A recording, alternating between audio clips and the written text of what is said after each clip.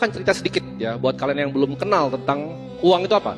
Karena di hidup kita, kalau misalkan tanya tentang cinta, ya kan, cinta itu banyak dibuat dalam bentuk film, ya, Shakespeare, literasi.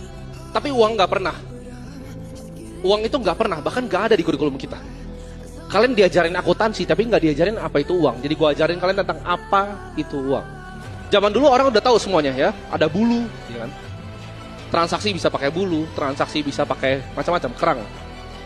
Para goldsmith ini muncul, mereka menciptakan jadi satuan koin. Kenapa satuannya koin? Karena itu bisa ditimbang, enak. Gampang ditimbang, bisa dicek purity dari emasnya. Sedangkan kerang nggak bisa, bulu nggak bisa, garam nggak bisa. Dia bisa cek purity dari emasnya. Para goldsmith ini nggak langsung berevolusi jadi pintar. Ini bisnis pertama mereka. Bisnis pertama mereka karena mereka yang ciptain emasnya, ya kan? Mereka simpen di mereka punya vault. Warga sekitarnya di Eropa lama, warga sekitarnya itu nyimpen juga emas di mereka. Jadi kalau kalian pikir sekarang, mereka ini sangat bodoh zaman dulu. Mereka itu jasa penyewaan tempat emas. Itu goldsmith bisnis pertamanya. Next. Nah, mereka figure something out bahwa orang yang nyimpen emas di sana, mereka nggak pernah cek emasnya.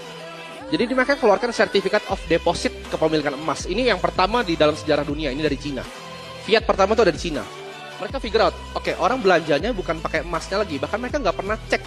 Sampai reception tuh mungkin udah isinya laba-laba gitu, nggak pernah dicek emasnya.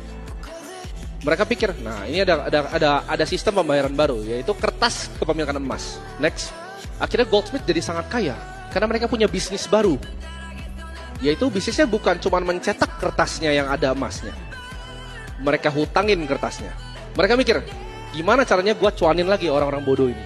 Mereka gak pernah cek emasnya, kita hutangin kertas yang kita bikin di emas mereka semua. Nah, kalian perhatiin kata kuncinya, emas mereka semua. Next. Jadi di Inggris ini pertama kali ada bank run. Ini bank run pertama di dunia.